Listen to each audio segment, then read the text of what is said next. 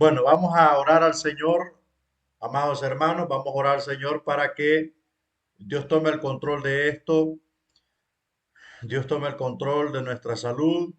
Eh, el enemigo siempre trata de detenerlo a uno, pero vamos contra viento y marea y seguimos avanzando con esto para la gloria y honra del Señor. Vamos a orar.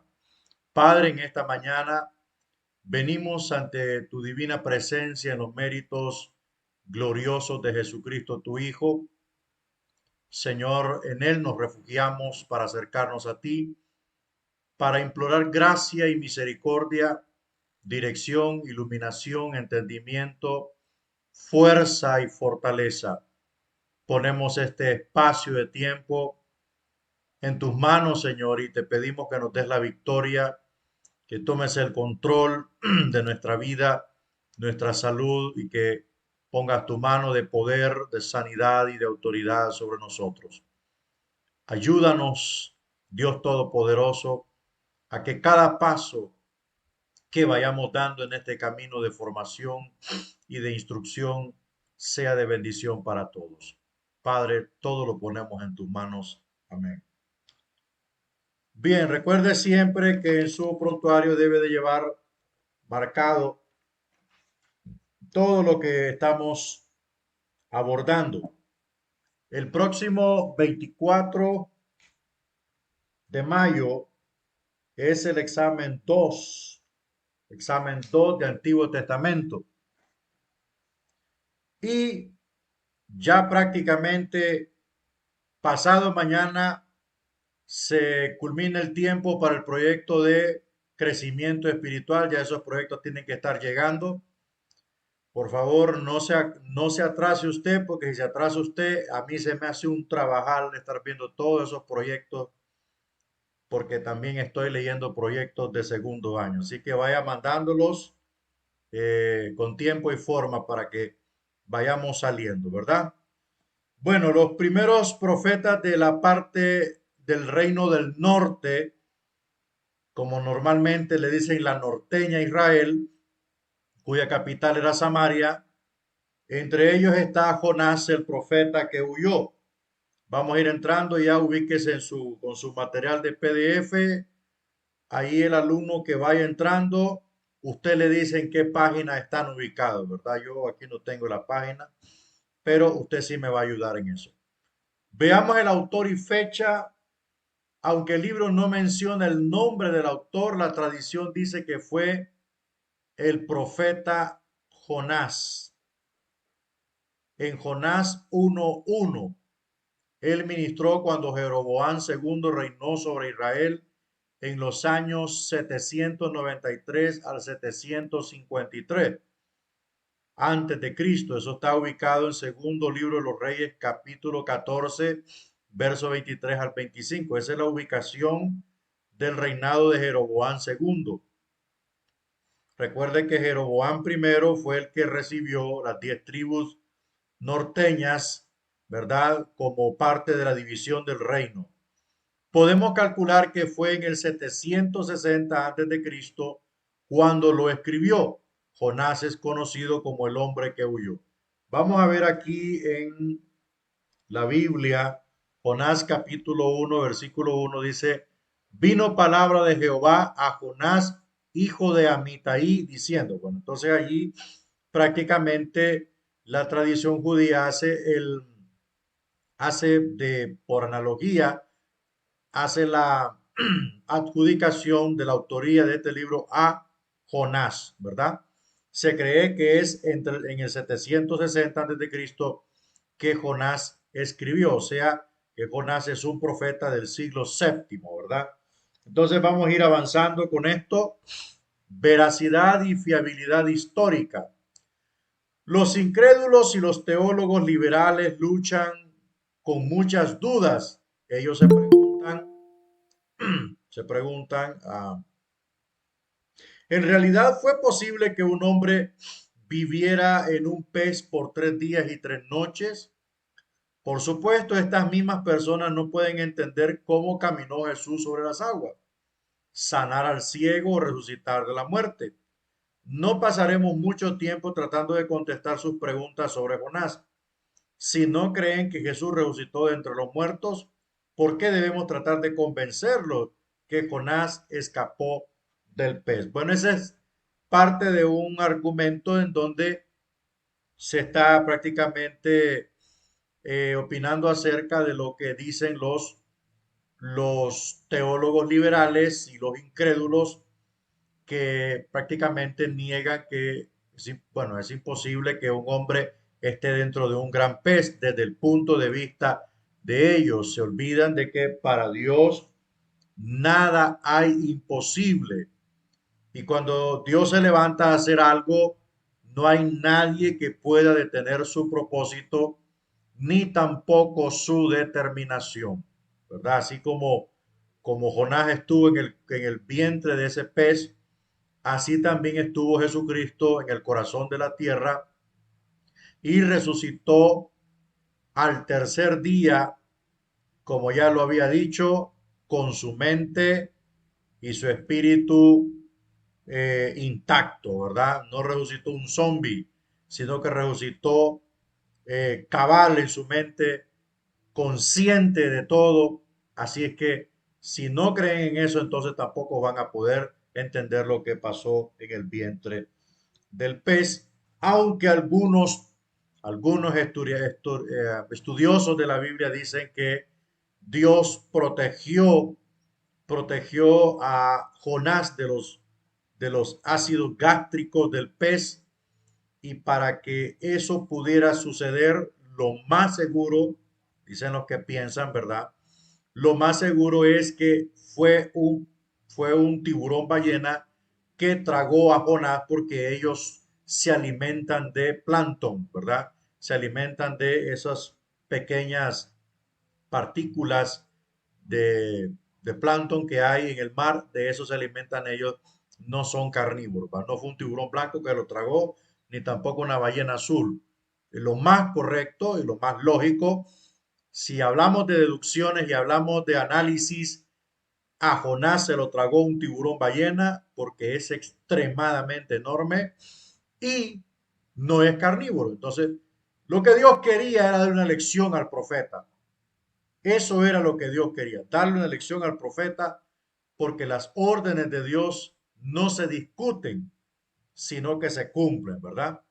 Veamos el contexto histórico de Jonás. Yo creo que esto del contexto histórico ya usted entiende, ya usted más o menos tiene idea de qué se trata, ¿verdad? El contexto histórico es todos aquellos sucesos históricos y políticos que rodean el momento del texto, ¿verdad? ¿Qué estaba sucediendo cuando el escritor registró su escrito sagrado? Bueno, el rey Salomón murió cerca del año 931. Poco después, Judá e Israel se dividieron en dos naciones, ya lo estudiamos. Las 10 tribus del norte se unieron para formar a Israel. Las 2 tribus del sur formaron el reino de Judá. Mire, las 2 tribus del sur, porque Judá era más grande que la tribu de Benjamín. Pero Jeroboam primero llegó a ser el nuevo rey de Israel y organizó su propio estado y ejército. Construyó nuevos templos de ídolos en Betel, en el sur, y en Dan, en el norte. Puso 2 becerros de oro en estos templos para que la gente los adorara, y después escogió sacerdotes que no eran levitas para guiar al pueblo a esta idolatría. Quería que estos ídolos simbolizaran al Dios que libró de Egipto al pueblo, pero la gente lo relacionó con el Dios cananeo Baal. Este era el Dios de la fertilidad y la lluvia, y también lo simbolizaba como un toro o un becerro. No pasó mucho tiempo antes de que los israelitas se dedicaran por completo a la adoración de Baal. Dios levantó profetas como Elías y Eliseo que predicaron en contra de la adoración del pueblo a los ídolos. Bueno, este es todos los sucesos históricos que están rodeando eh, el tiempo de Jonás, el tiempo de Amós y el tiempo de Oseas. O sea, ellos ministraron proféticamente a la parte norte de Israel durante estos sucesos. Durante estas circunstancias ministraron estos profetas. La predicación de Jonás, ya sabemos que Dios lo envió como misionero a Nínive, pero los profetas Amós y Oseas, que creo que Amós, si no me equivoco, es el pastor, era pastor él. Entonces, estos profetas predicaron y proclamaron la palabra de Dios contra la idolatría y el pecado de apostasía para la parte norte de Israel. Vamos a ver el propósito que está registrado en el libro de Jonás. Podemos observar tres propósitos del libro de Jonás. Uno de ellos, mostrar a Israel la amplitud del amor y la misericordia de Dios. Jonás aprendió a fuerza de golpes que Dios ama a judíos y gentiles y no quiere que nadie perezca, sin que todos se arrepientan. Este es el tema de Jonás. O sea, mostrar que Dios ama a judíos y a gentiles y que su misericordia es grande. Segundo propósito, mostrar por medio de Jonás cuán bajo había caído Israel. Dios había llamado a la nación de los judíos a ser una luz misionera para los gentiles. O sea, Israel no estaba ni para ellos mismos, ni para ellos mismos. Una de las cosas que podemos sacar de este punto es que existe un terrible peligro amenazante para todo aquel que se llame cristiano o que ministre la palabra de Dios en algún lugar. Como tanto sube, así es la demanda. Eso lo estamos aprendiendo en el liderazgo cristiano. Mientras más sube, más grande es la demanda, más grande es la exigencia, más grande es el riesgo de caer, el riesgo de caer porque el riesgo de caer está para todos. El asunto es descuidarse. Ese es el asunto, descuidarse. Entonces, así como Israel recibió la gran revelación de Dios, que ninguna nación en el mundo la ha tenido, ese es el orgullo judío. Entonces, pero eso al mismo tiempo lo convirtió en una nación que le debía una responsabilidad a Dios. Y esa responsabilidad incurría en hablarle a las naciones acerca del temor de Dios, hablarle a las naciones acerca de la palabra de Dios, pero Israel encerró la revelación dentro de las paredes de su radicalismo, dentro de las paredes de su, ¿cómo le podríamos decir? De su racismo étnico, ahí encerró todo. No era ese el propósito de Dios. El propósito de Dios era que Israel se santificara para Dios, guardara su pacto y diera a conocer a las naciones el poder de Dios y su palabra. No fue así. Al contrario, siempre fue un pueblo, como que este pueblo trae un ADN en donde ese ADN dice hay que adorar siempre los ídolos. O sea, eso fue de continuo. Si usted ve la historia de Israel, si usted ve la historia de Israel en la parte bíblica, usted va a encontrar que fueron pocas las personas que en verdad siguieron a Dios con todo el corazón. La mayoría del pueblo, bueno, una generación murió en el desierto. Una generación murió. Todos los mayores de 20 años murieron cuando se rebelaron contra Caleb, Moisés y Josué. Entonces eso ha sido así y por toda la historia ha sido así. Su desobediencia, su desacato, su fácil inclinación a los dioses paganos, habiendo conocido el poderío, la gloria y la magnificencia del Dios maravilloso de Israel, siempre su corazón se inclinaba a adorar. Y esto incurría también en apostasía, incurría también en idolatría, en quebrantamiento de la ley y muchos pecados tremendos que desencadenaban terribles consecuencias, que la peor consecuencia es la es la depravación moral y el abandono espiritual de una nación.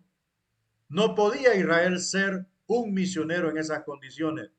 Y eso nos debe de quedar claro a todos nosotros. Para que usted sea portador del Evangelio de Cristo, debe de vivir de acuerdo a las restricciones y a las normativas que Dios pone en su palabra para todos nosotros. Dios no ha cambiado. Dios es el mismo. Es el mismo de ayer, de hoy y siempre lo será.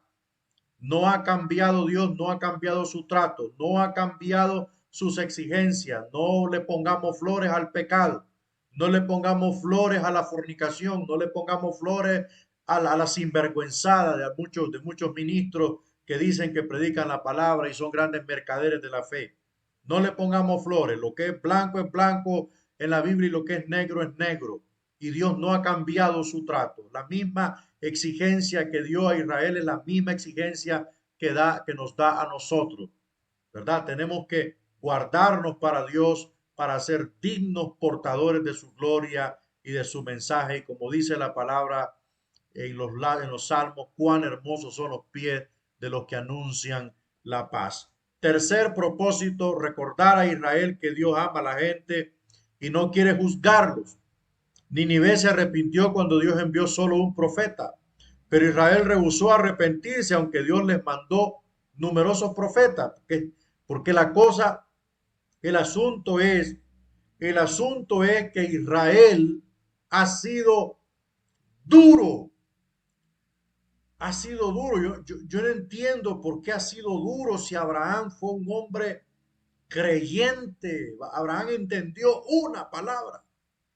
Con una palabra entendió Abraham que tenía que salir de su parentela, que tenía que concentrarse con el llamamiento de Dios, que tenía que encontrarse con Dios en tierra de Canaán. O sea, Abraham entendió, pero sus descendientes no lo entendieron y siempre ha sido una nación dura de corazón. Actualmente es una nación dura, rechazan el Evangelio, rechazan a Jesucristo, pero sin embargo usan a Jesucristo como un ícono del turismo. Lo usan supuestamente su tumba, su nombre, donde fue bautizado. Ellos hacen piñata de esto, porque hay que hacer, cuando el pueblo de Dios conoce a Dios, conoce la palabra, sabe que Israel no cree en Jesucristo, sabe que sus líderes no aceptan a Jesucristo, su religión dominante no lo permite, pero sí creen en Jesucristo como un profeta y hacen muy buen turismo de él, ¿verdad? Mas sin embargo, oiga bien, mas sin embargo, aún así, el Señor les sigue hablando, aún por medio del turista, aún por medio de todos esos lugares disque sagrados para ellos, donde supuestamente Jesús estuvo. Todas esas cosas le hablan a Israel. Los de afuera creen, pero tú que estás dentro, tú no crees. Exactamente lo que pasó entre Ninive, la capital del reino de Asiria, e Israel en aquel tiempo. Los ninivitas se arrepintieron. ¿Por qué? Porque tuvieron temor de Dios. Porque a pesar de ser una nación déspota, porque a pesar de ser una nación ordinaria, había un antecedente de malos tratos entre Asiria, entre los ninivitas y los judíos. Por eso es que Jonás no quería ir a predicar allí. Jonás decía en su interior, esta gente merece el juicio de Dios. Nos han tratado mal, nos han pisoteado, nos han visto con el cabo del ojo. Y yo sé que si yo les predico se van a arrepentir y el Señor es tan misericordioso que los va a perdonar. El problema es que usted y yo no podemos manipular la misericordia de Dios. Usted y yo no podemos, ¿cómo le digo? No podemos medir la misericordia de Dios para X persona o para Y persona. Dios ama a los hombres según su misericordia. Usted no puede decir aquel no merece más misericordia que este. No, Dios es soberano en ese aspecto. Usted puede ver lo que estudiamos cuando Manasés mandó a matar a Isaías. Manasés lo aserró por la mitad al ungido de Jehová. Y usted puede decir, ¿por qué no le cayó un rayo este hijo del diablo? ¿Por qué el Señor no lo deshizo? ¿Por qué el Señor no lo desintegró si mató a su ungido? Hay tantas preguntas que no tienen respuesta. Lo único que podemos decir, oiga bien, después que este rey es llevado preso, se arrepiente, oiga, se arrepiente de su maldad y Dios lo perdona y murió justificado. Y se encontraron en la presencia de Dios, tanto el profeta como el rey. Esas son cosas que usted y yo no podemos manipularlas, no podemos contenerlas ni dejarlas libres. Eso es parte de la misericordia de Dios. Y lo que Dios quería mostrarle a este profeta es que su misericordia Él la da a quien Él quiere, ya sea se lleven bien o se lleven mal, racialmente o étnicamente. La misericordia de Dios no la podemos entender, porque aún nosotros mismos, honestamente, a veces no merecemos la misericordia de Dios. Bueno, esos son los tres propósitos que encontramos en Jonás. Vamos a ver algunas explicaciones del bosquejo de Jonás, a la respuesta de Jonás al primer llamado de Dios. Jonás, eso se encuentra en el capítulo 1 y capítulo 2.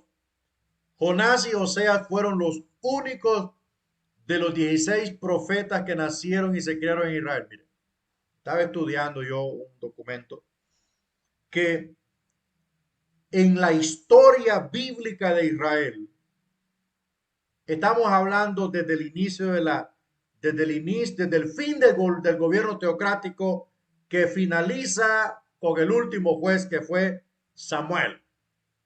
De allí hasta acá, en toda la historia, han habido 16 profetas reconocidos y unos 4 o 5 profetas anónimos, que ahí lo vamos a ver en la historia de los profetas, que fueron hombres de Dios. ¿Va? Oiga, póngale un promedio de 20 profetas envió Dios desde el tiempo de Samuel hasta el tiempo de Malaquías. O sea, estamos hablando de un buen poco de años. En la actualidad hay miles de profetas. Miramos una cosa. Si hay cientos y miles de profetas, ¿por qué sigue la iglesia caminando chueco? ¿Por qué? ¿Por qué sigue la iglesia caminando chueco? Si es que son profetas de Dios. Entonces ahí están las cosas. Dios utilizó 16 profetas a lo largo de la historia de Israel para comunicar su mensaje, para comunicar su voluntad y para volver a meter al pueblo al camino de Dios. Porque ya estaba la ley, ya estaba la palabra escrita. O sea, esa era la plataforma donde Dios quería gobernar al pueblo. ¿Ok?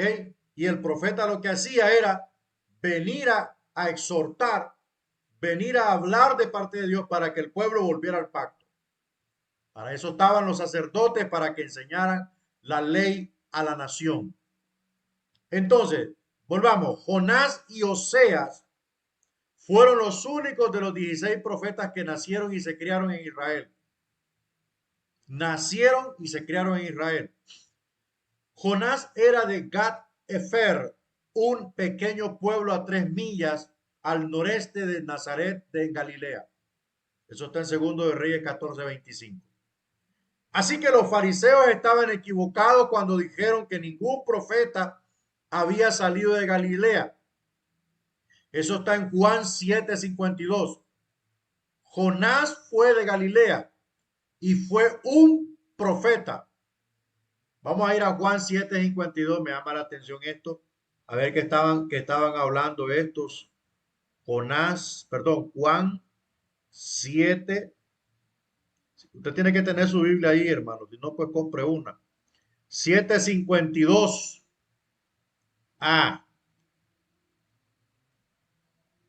esto es una respuesta, es una reacción al informe de los alguaciles cuando estos alguaciles habían ido en pos de Jesucristo. Ellos estaban asombrados de cómo el Señor había hablado. Pero el 52 dice, respondieron y le dijeron, ¿eres tú también Galileo? Escudriña, dice, y ve que de Galilea nunca se ha levantado profeta. En el versículo 50 dice, les dijo Nicodemo, el que vino a él de noche, el cual era uno de ellos, o sea, era fariseo. ¿Juzga acaso nuestra ley a un hombre si primero no le oye y sabe lo que ha hecho? O sea, hablando acerca de que ellos estaban prejuiciando la causa de Cristo. Respondieron los fariseos y le dijeron, ¿eres tú también Galileo? O sea, ¿eres tú también de ellos? Escudriña, ¿a dónde? En los registros, en la Biblia, en la palabra, y ve que de Galilea nunca se ha levantado profeta. Pero aquí dice que Jonás era de Gat-Efer, un pequeño pueblito a 3 millas al noreste de Nazaret en Galilea. Se equivocaron ellos ahí, ¿verdad? Bueno, Dios llamó a Jonás a Nínive. Esta ciudad está como 800 kilómetros al noreste de su pueblo natal, o sea, estaba lejos. Pero Jonás rechazó el llamado de Dios y se fue en la dirección opuesta, hacia Tarsis. No confunda Tarsis con Tarso, o sea, Tarso era la ciudad donde Pablo nació. Eso era prácticamente, estaba hacia el norte, siempre hacia el norte. Entonces, Tarso era el pueblo natal del apóstol Pablo, cerca a Antioquía de Siria. Jonás abordó un barco que navegaba hacia Tarsis en España. Esta ciudad estaba como a 4.000, oiga, la orden de Dios estaba, su cumplimiento estaba a 800 kilómetros, mire usted, 500 millas. Pero este hombre huyó hacia 2.500 millas de su, de su, de su destino, de su destino. O sea, al oeste de Palestina. En otras palabras, Jonás se fue lo más lejos que podía ir de Nínive. O sea, este hombre, en lugar de ir, en el GPS de Dios le marcó, vete a 500 millas. Pero él dijo, no, lo apagó. Y dijo, no, yo me voy 2.500 millas más lejos. En lugar de ir al norte, agarró al oeste. Se fue lejos, huyendo del cumplimiento.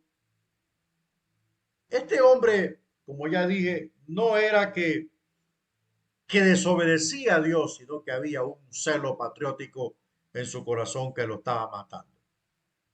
Jonás tenía prejuicios, odiaba a los asirios. Mire, porque ellos adoraban ídolos y eran enemigos de Israel y crueles en la guerra. Jonás no quería que la gente de Nínive se arrepintiera. Él deseaba que Dios los destruyera. Y es donde estaba el pecado de Jonás. Pero sabía que si se arrepentían, Dios tendría misericordia de ellos. Jonás 4.2. Vamos a ver Jonás 4.2. Vamos a ver. Jonás, ¿dónde estás, Jonásito? Jonás 4.2. Y oró a Jehová y dijo, ahora, oh Jehová, ¿no es esto lo que yo decía estando aún en mi tierra? Por eso me apresuré a huir a Tarsis, porque sabía yo que tú eres Dios clemente y piadoso, tardo en enojarte y de grande misericordia, que te arrepientes del mal. O sea, él sabía quién era Dios, pero dentro de su corazón deseaba que Dios, en lugar de salvar a la gente, la destruyera. Eso es algo que nosotros no podemos desear. Y esto, hermanos, que nos quede de buena lección. Y como ya siempre le he venido diciendo, las personas no hay que verlas como, ¿cómo le puedo decir? Como alguien o algunas personas o algo que no tiene valor alguno. A la gente hay que verlas como ovejas sin pastor, que no tienen quien por ellos, aunque estén hundidos en el más vil de los pecados. Dios todavía de ellos tiene misericordia y nosotros no podemos desear en el corazón que les venga el juicio, porque el juicio lo da Dios según su justicia. Lo que tenemos que hacer nosotros es orar y predicar a Cristo, predicar de su amor, anunciar que en Él hay salvación, anunciar que en Él hay perdón de los pecados, cumplir la gran comisión de anunciar que en Él hay vida eterna, que Él es el único que puede rescatar al hombre de la esclavitud del pecado. A Jonás se le había olvidado que Dios levantó a Israel para bendecir a otras naciones. Entonces Jonás abordó un barco hacia Tarsis, pero Dios no lo rechazó, sino que lo disciplinó. Una tormenta violenta se levantó en medio del mar.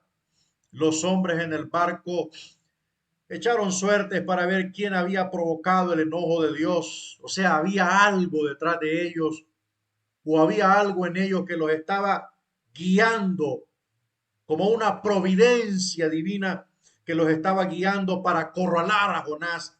Y cuando echaron la suerte, que era una costumbre muy antigua, para ver quién era la causa de esa semejante eh, desgracia, porque eran hombres que conocían el mar. Ellos sabían que cuando venía ese viento bajo y el cielo se ponía oscuro y tenebroso y había una brisa muy baja, era sinónimo de que venía ola alta.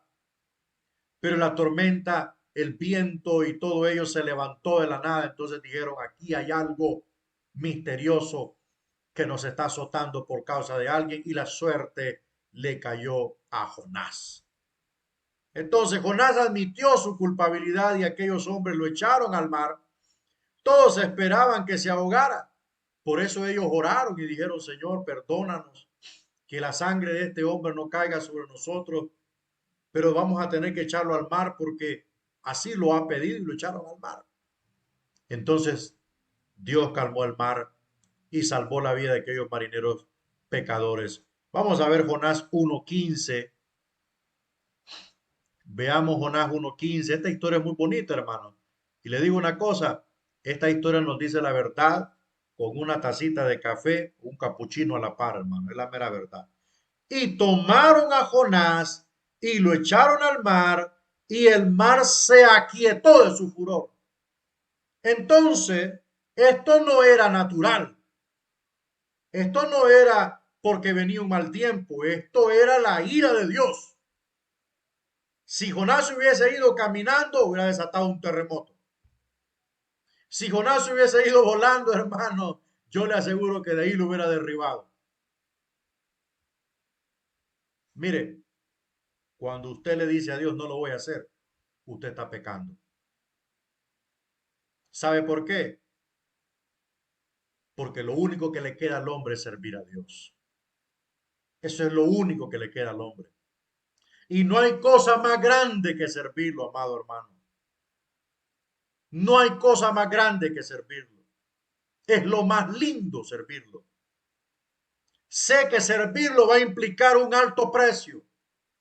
Negarse a sí mismo, renunciar a derechos, renunciar a privilegios, renunciar al aplauso de la gente, renunciar al saludo de la gente, incluso renunciar al calor de la familia, porque muchos hemos sido despreciados por nuestra familia a causa del Señor.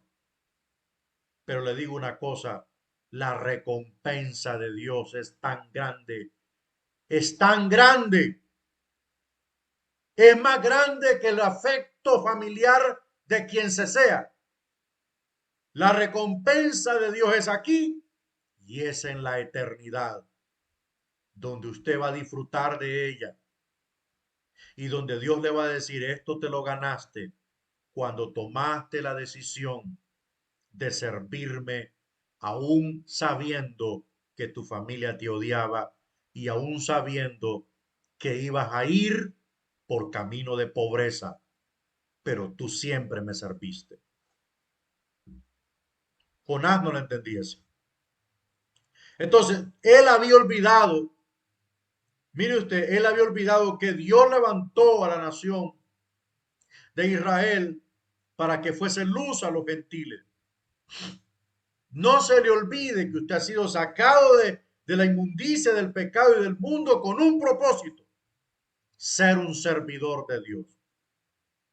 Ser un servidor de Dios. Yo me asombro cómo hay gente, hermano, tan fresca en las iglesias que les encanta estar sentados. Les encanta estar sentados sin servir a Dios. Prefieren aferrarse a su pecado, prefieren aferrarse a sus costumbres contrarias a la voluntad de Dios que ceder su voluntad al Señor. Bendito sea Dios por estos hombres que, miren, lo echaron al mar, porque si el mar seguía así, esa nave, ese barco se iba a desintegrar. Pero Dios estaba controlándolo todo. Estaba controlándolo todo, disciplinando. Amén, así es. Dios estaba disciplinando a su profeta. Dios estaba disciplinando a su profeta. Reciba lo que voy a decir. Hay de aquellos que dicen que son profetas y lo que están haciendo es contrario a lo que Dios ha mandado que se haga.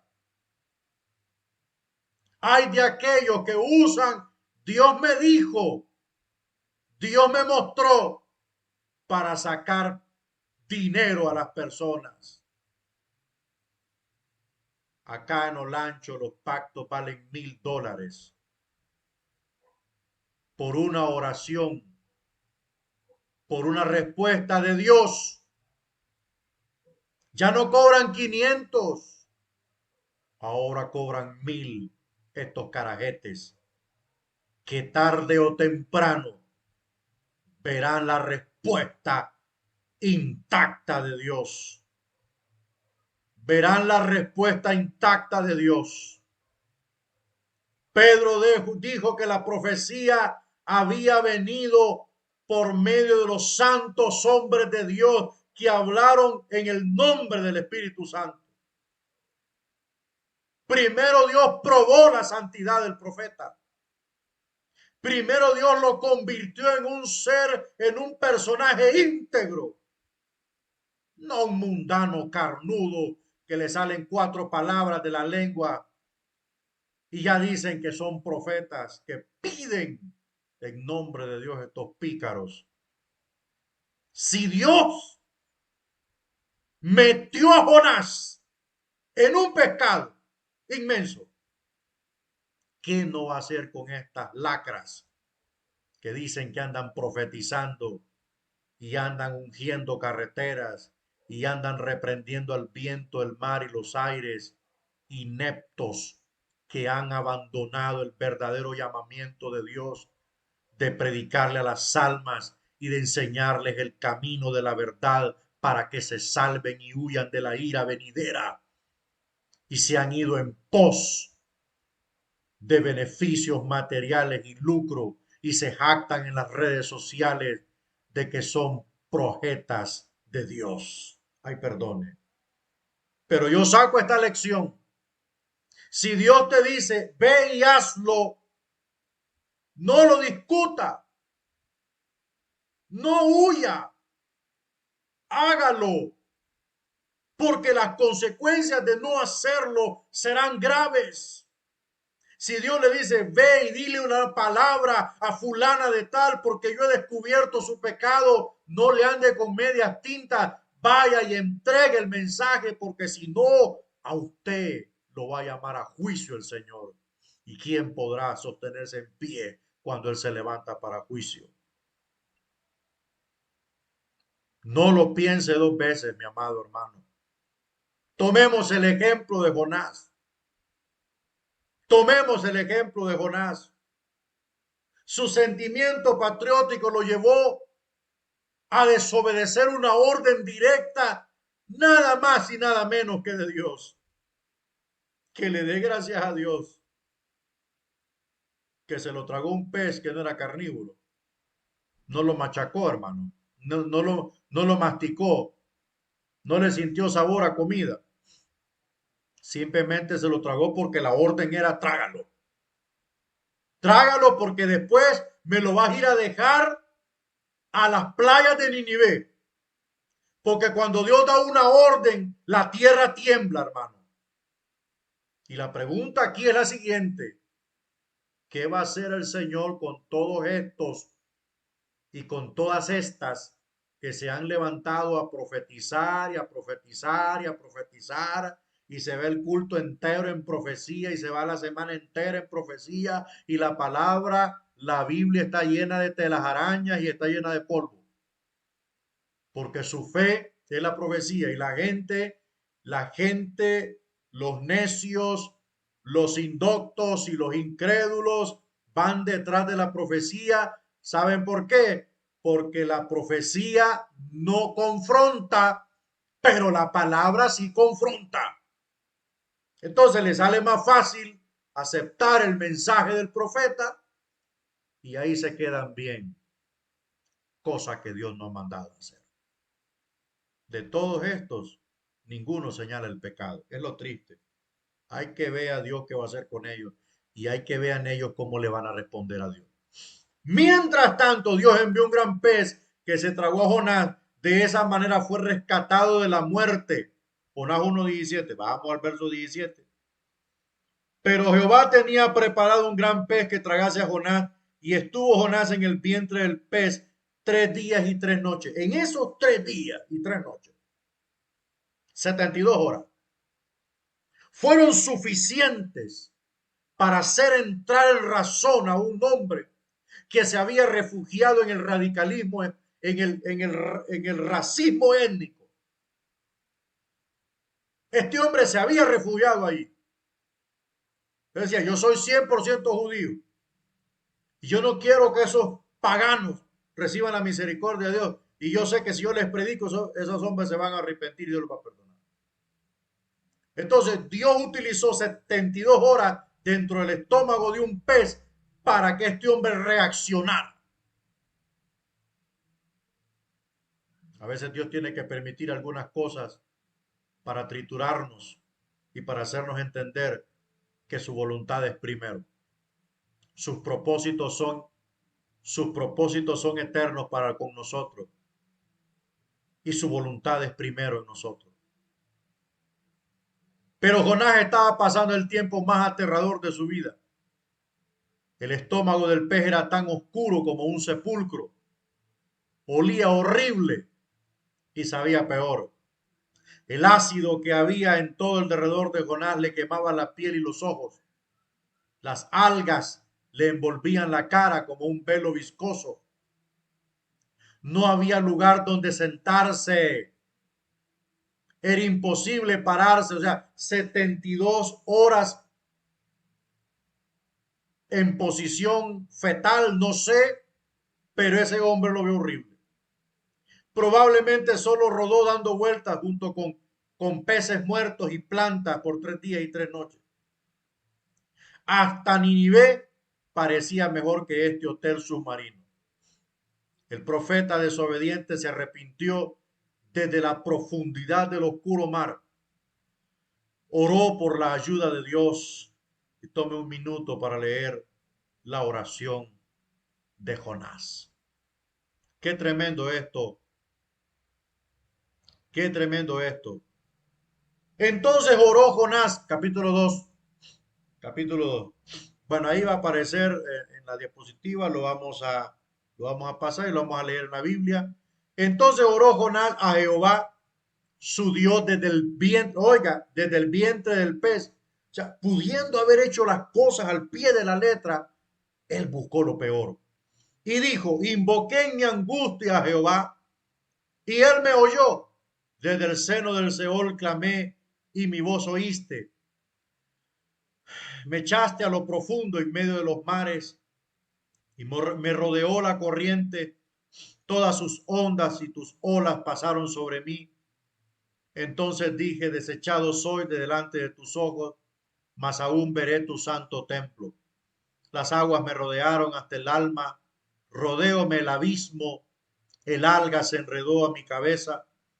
Descendí a los cimientos de los montes, la tierra echó sus cerrojos sobre mí para siempre, mas tú sacaste mi vida de la sepultura, oh Jehová, Dios mío. Cuando mi alma desfallecía en mí, me acordé de Jehová y mi oración llegó hasta ti en tu santo templo. Los que siguen vanidades ilusorias, su misericordia abandonan. Mas yo, con voz de alabanza, te ofreceré sacrificios, pagaré lo que prometí, la salvación. La salvación es de Jehová, oiga bien. Y mandó Jehová al pez y vomitó a Jonás en tierra. ¿Cómo la ve de ahí?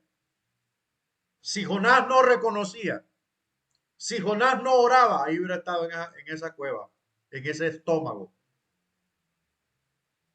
En la oración hay poder. En la oración se desatan muchas cosas. En la oración desciende el poder y la respuesta de Dios. Mientras el creyente no clame, estará metido en esa cueva. Pero no la cueva de Elías, sino en la cueva de la cobardía, del conformismo, del acomodamiento, de la mediocridad. Ahí va a estar metido el creyente. Dios oyó la oración del profeta. Dios lo acorraló. No lo exterminó, lo disciplinó. Y prácticamente le dijo, tú estás en mis manos. Y dijo el profeta, y si pusiere mi casa en las estrellas de allá, me derribará Jehová. ¿De dónde escaparé yo de Jehová? Si voy a lo profundo de los mares, ahí tú me miras. Entonces Jonás huyó 2500 kilómetros lejos del objetivo, lejos de la misión, y Dios lo trajo de nuevo.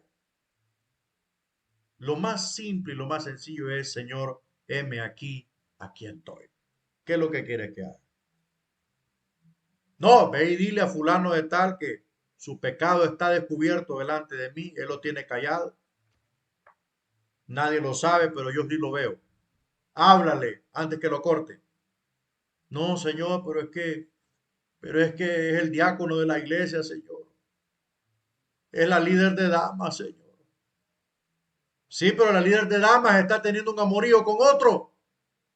Antes que la quite, háblale. Santo, tiene que hablarle.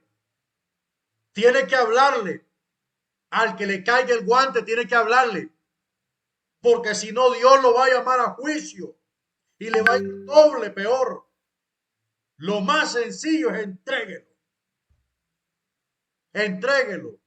Porque si tú conoces la voz de Dios, si Dios ya tiempos te habla, y si tienes la experiencia de que Dios habla contigo y conoces bien su voz, por tanto no hay duda alguna que lo que Dios te está diciendo es real. Vaya, aunque lo tenga bien tapado, está malito. Vaya, vaya y exhorte.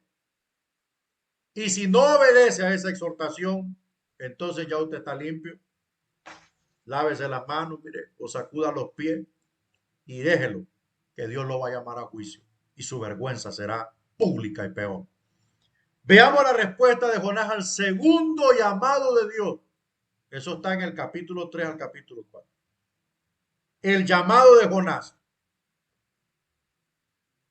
Vino palabra de Jehová por segunda vez a Jonás diciendo, levántate y ve a Nínive, aquella gran ciudad, y proclama en ella el mensaje. Nínive era la capital del reino de Asiria. Era una urbe, era una ciudad poderosa. el mensaje que yo te diré. El papel del profeta fue siempre el de proclamar el mensaje, ojo, el mensaje que Dios le daba. Aquí es donde la mula botó a Genaro. No el mensaje que nosotros fabricamos. No el mensaje que el profeta cree que debe recibir. No, el mensaje que Dios le daba. Si era palo, era palo. Si era para bendición, era para bendición. Si era advertencia, era advertencia. Ese era el mensaje de Dios. Y se levantó Jonás y fue a Ninive conforme a la palabra de Jehová. Y era Ninive ciudad grande en extremo de 3 días de camino. Ninive era la capital del reino de Asiria. Y comenzó Jonás, seguimos. Y comenzó Jonás a entrar por la ciudad camino de un día. Y predicaba diciendo, de aquí a 40 días Ninive será destruida. O sea, camino de un día significa que ese era el mensaje, esa era la distancia que pudo recorrer en un día. Y su mensaje era, de aquí a 40 días Ninive será destruida. Veamos los resultados de la obediencia de Jonás. Jonás 3, 5 al 10. Y los hombres de Ninive creyeron a Dios. Oiga, y proclamaron ayuno y se vistieron de cilicio desde el mayor hasta el menor de ellos.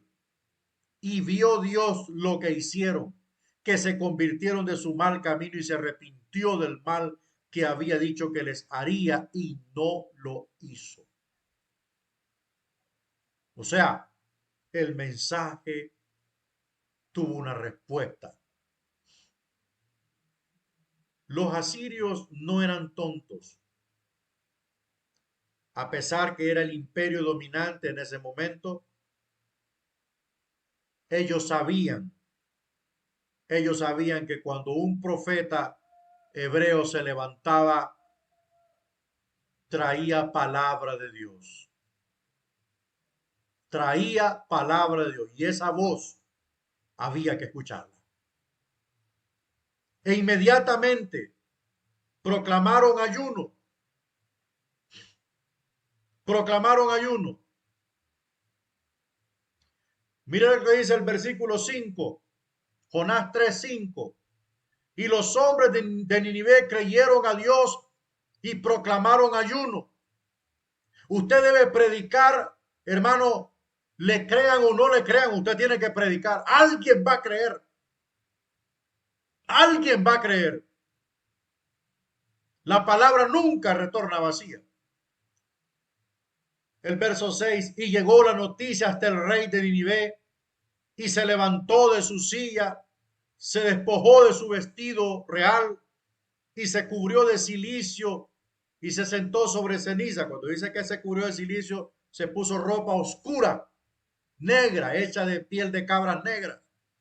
Eso era esa vestimenta representaba una señal de humillación, de luto, de vergüenza, de dolor. Se afligieron en cuerpo y alma.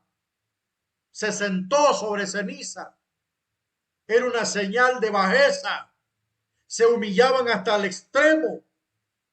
E hizo proclamar y anunciar en Ninive por mandato del rey y de sus grandes, diciendo, hombres y animales, bueyes, ovejas, no gusten cosa alguna, no se les dé alimento ni beban agua, sino cúbranse de cilicio, hombres y animales, y clamen a Dios fuertemente, y conviértase cada uno de su mal camino, de la rapiña que hay en sus manos, santo.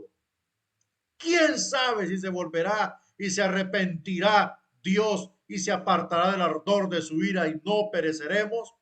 Y vio Dios lo que hicieron, que se convirtieron de su mal camino y se arrepintió del mal que había dicho que les haría. Mire, esta gente no tenía problemas para ayunar. El que tiene problemas para ayunar es el creyente de hoy. Santo Dios. Es un lío. Es un lío congregar a la iglesia para ayuno. Pero congrégalos para un congreso donde hay comilona full. Congrégalos para un evento donde hay cántico, donde hay danza, donde hay todo full, conciertos full, pero para ayuno, el pastor y tres pelones de siempre. Ese es el problema de hoy. Ese es el problema de hoy, amados hermanos.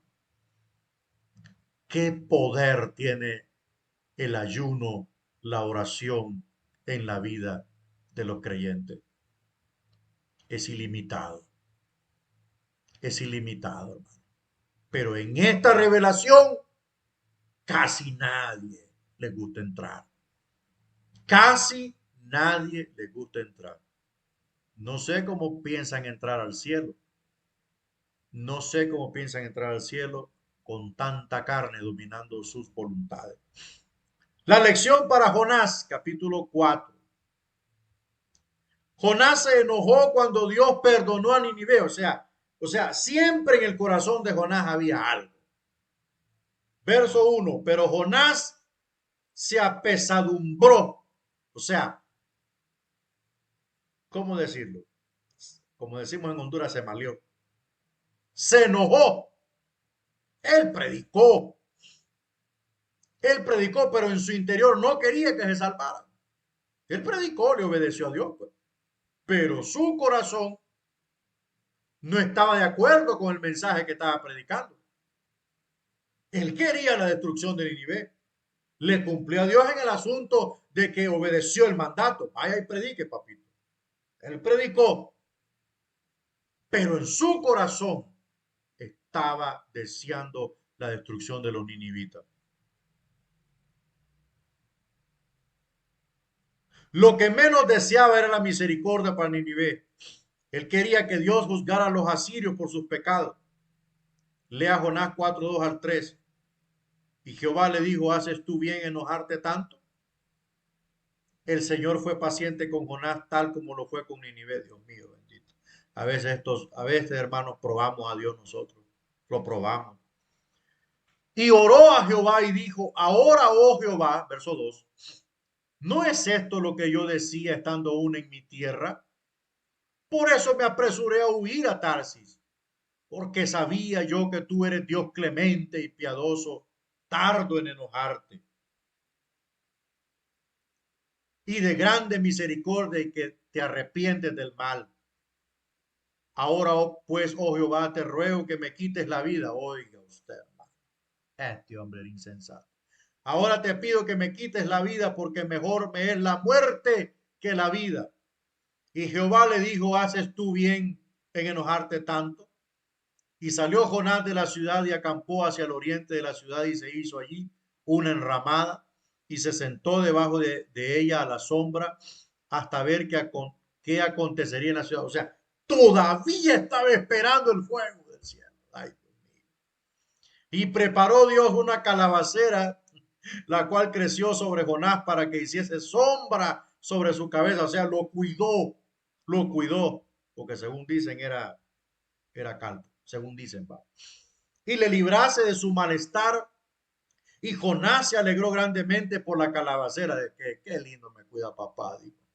Pero al venir el alba del día siguiente, Dios preparó un gusano, el cual hirió la calabacera y se secó. Y aconteció que al salir el sol preparó Dios un recio viento solano, o sea, de esos vientos que le queman el pellejo a uno, hermano.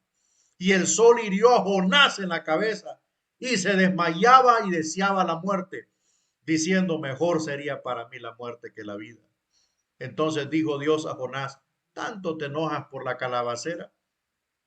Y él respondió, mucho me enojo hasta la muerte, o sea que estaba bravo. Estaba bravo en la presencia de Dios este hombre. Y dijo Jehová, ¿tuviste tú lástima de una calabacera? O sea, de una enredadera, pues, mayotera, en la cual no trabajaste, ni tú la hiciste crecer vivo, que en espacio de una noche nació y en espacio de otra noche murió. Y no tendré yo piedad de Nínive, aquella gran ciudad donde no hay más de 120,000 personas que no saben discernir entre su mano derecha y su mano izquierda, y muchos animales. Qué lección, ¿verdad? Qué elección. Jonás puso la mirada en una enredadera de ayote, en una yotera. Para él valía más la yotera que 120,000 almas que para él merecían el fuego que descendió sobre Sodoma y de Gomorra. Vamos avanzando, hermanos, principios de Jonás para la actualidad. Dios usa a los creyentes para llevar a cabo su plan. Nosotros le decimos a la gente que Dios odia el pecado y le hablamos de la gracia que Él da a los que se arrepienten. Dos, Dios disciplina a sus hijos desobedientes para que le obedezcan. Amén. Tres, nadie puede esconderse de Dios. Amén. Cuatro, Dios ama a toda la gente y espera que nosotros los amemos en la misma forma. Yo vuelvo a repetir esto. Yo lo estoy enseñando en Misión Mundial. No mire a las personas, a las personas que no temen a Dios como la escoria de la sociedad. Véalos como ovejas sin pastor, como Cristo los miró en cierto momento y vio las multitudes eh, como ovejas que no tienen pastor, totalmente desperdigadas. Pídale a Dios que le ayude a ver la gente de otra manera, no a verlos como una repudiable escoria, solo porque no le temen, sino como personas que están necesitados del amor de Dios. Vamos a ver a Amós, el pastor que profetizó, pero bueno, vamos a ver el pastor que profetizó, autor y fecha.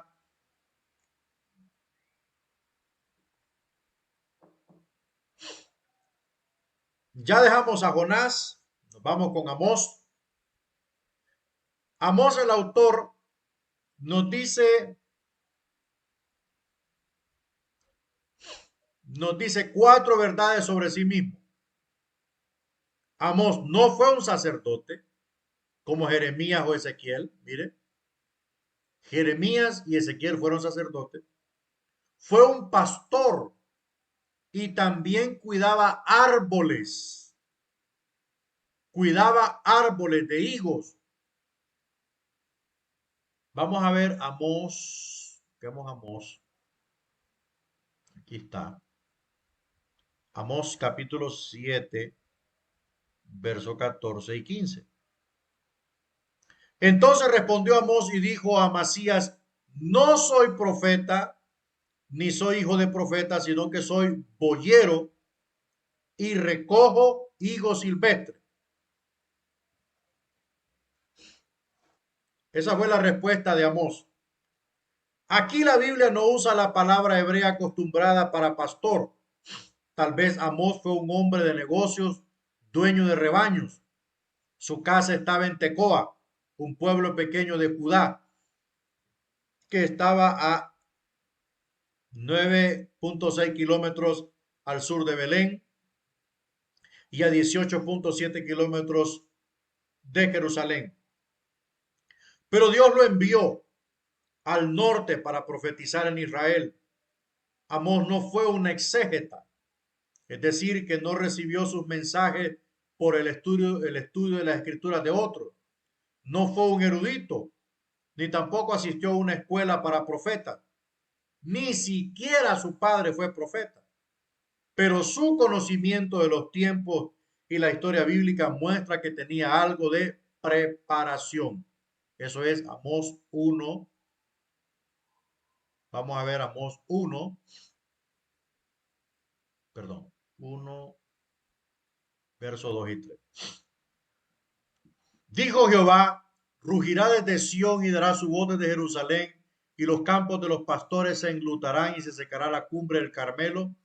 Así ha dicho Jehová, por 3 pecados de Damasco y por el cuarto no revocaré su castigo, porque trillaron a Galad con trillos de hierro. Bueno, ese es parte del conocimiento que Amós tenía. Bueno, un poquito tarde para entrar, demasiado tarde. Entonces, vamos al contexto histórico. Entonces, ¿cómo recibió Amós sus mensajes? Él los vio. Vamos a ver Amós 1:1. Las palabras de Amós, que fue uno de los pastores de Tecoa, que profetizó acerca de Israel en días de Usías, rey de Judá. O sea, profetizó en la norteña Israel en días de Usías, rey en el sur. Eso es para aproximar una fecha y un tiempo y una circunstancia. Y en días de Jeroboam, hijo de Joás, rey de Israel, 2 años antes del terremoto. Miren, esto es parte del contexto histórico. O sea, hubo un terremoto en esos tiempos. Bien, los arqueólogos han encontrado evidencia de un gran terremoto. Perdón, me fui un poquito más adelante. Recuerde que un profeta es uno que ve o recibe revelaciones espirituales en la presencia de Dios. Correcto,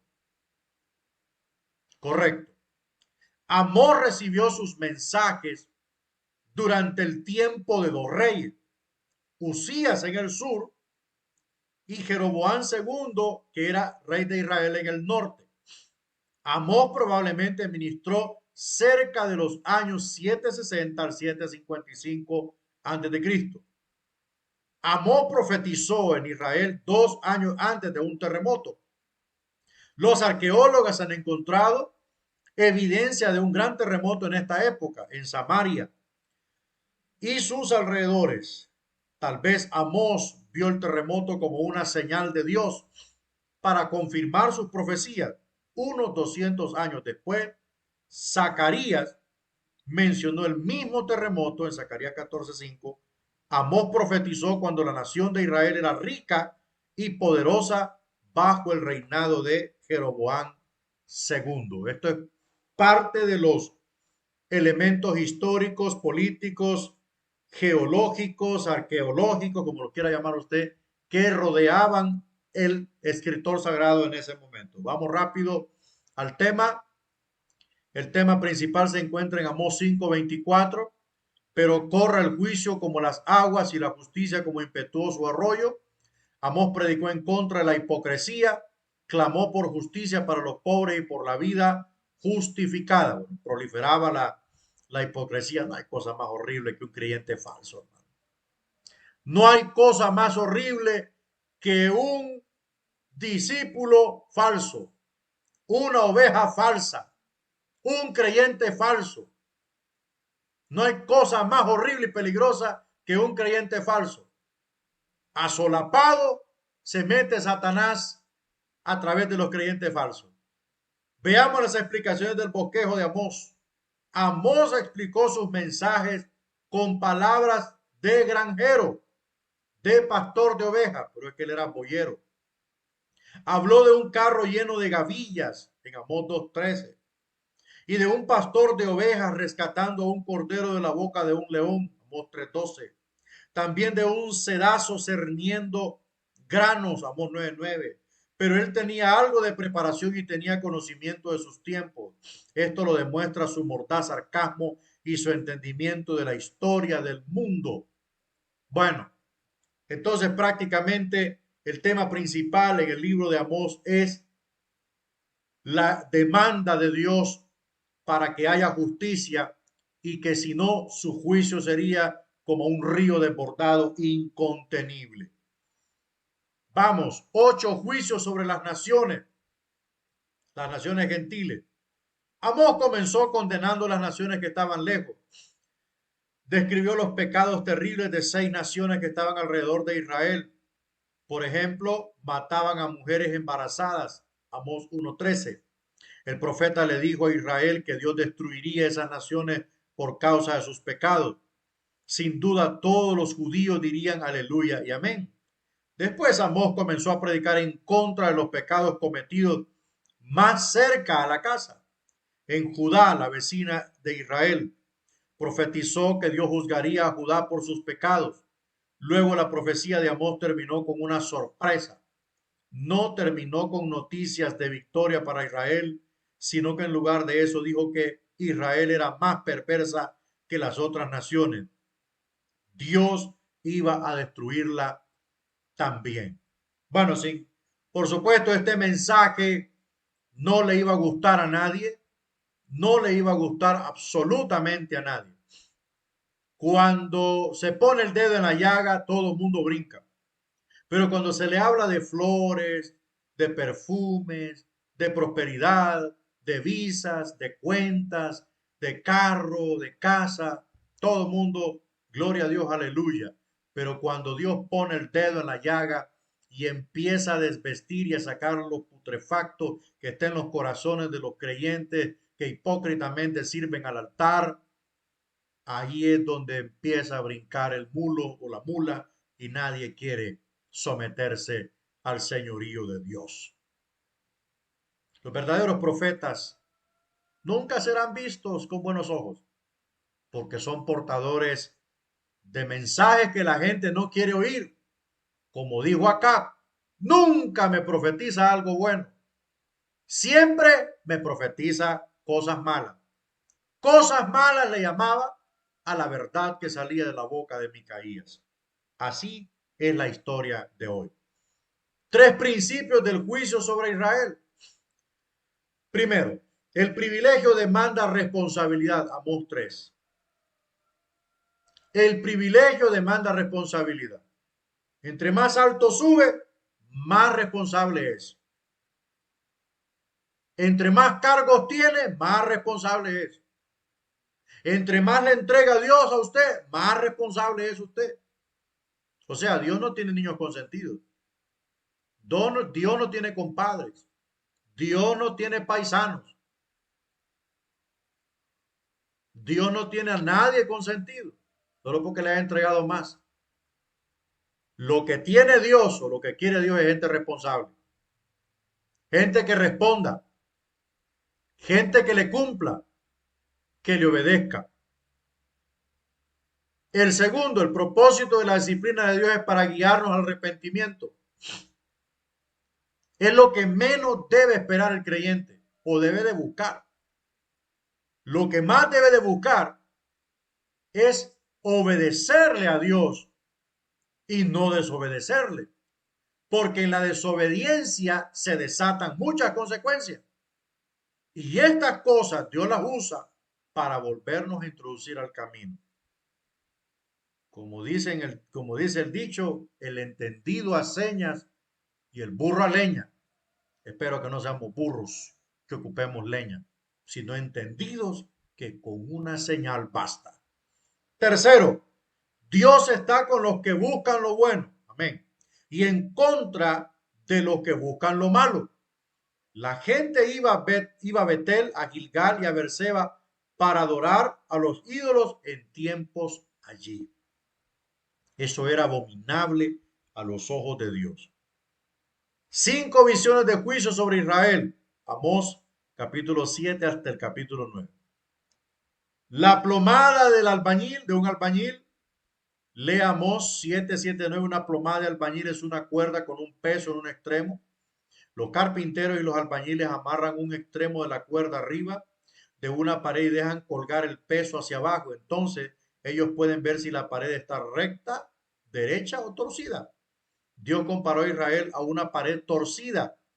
Dijo que Israel sería juzgada y el reino de Jeroboam sería destruido. Como ya le dije al principio de esto, Jeroboam perdió una oportunidad grande cuando Dios le dio el reinado de 10 tribus. Pudo consolidar un reino temeroso de Dios, pudo abrazar el favor y la bendición de Dios, pero al contrario, este necio lo que puso fueron centros de adoración a Baal, perdón, a los dioses, a los becerros de oro. Repitió el mismo pecado que Israel cometió al pie del monte de Sinaí cuando Moisés estaba recibiendo la ley sagrada de Dios. Entonces Dios no anda con medias tintas. Dios lo deja caminar. Dios lo deja. Pues, avance, avance, avance, donde pueda. Cuando ya Dios dice, no, hasta aquí vas a llegar, ven para acá. Y esta fue la visión que vio Amós. Amós capítulo 7, verso 7 al 9. Me enseñó así, he aquí el Señor estaba sobre un muro hecho a plomo y en su mano una plomada de albañil. Y Jehová entonces me dijo, ¿qué ves, Amós? Y dije, una plomada de albañil. Y el Señor dijo, he aquí, yo pongo plomada de albañil en medio de mi pueblo Israel, no lo toleraré más. Los lugares altos de Isaac serán destruidos y los santuarios de Israel serán asolados y me levantaré con espada sobre la casa de Jeroboam. Obviamente esto vino cuando Asiria conquistó la parte norte de Israel, ahí por el 660, por ahí. La primera invasión en la parte norte de Israel. Eso era lo que significaba la plomada de albañil. Con esa plomada, si el plomo pega en la pared de abajo, está derecha. Pero si el plomo queda sin pegar y la pared está corrida hacia adentro y hay un espacio, está desnivelada. Así funciona la plomada y ahí es donde Dios mide. Ahí es donde Dios mide la vida moral, espiritual del pueblo de Dios a través de su palabra. Ahí se ve si está falto o tiene la medida cabal. Paréntesis, juicio a Amasías el sacerdote. Amós 7, verso 10. Un paréntesis en algo escrito es como un tiempo de descanso en un juego de fútbol. Es un corto desvío del tema del momento. Amós brevemente deja de hablar de sus visiones para hablar de la reacción de Amasías.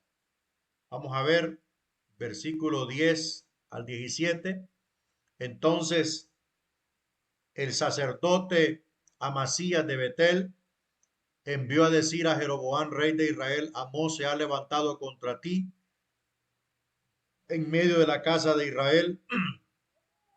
La tierra no puede sufrir todas sus palabras, porque así ha dicho Amós, Jeroboam morirá a espada e Israel será llevado de su tierra en cautiverio.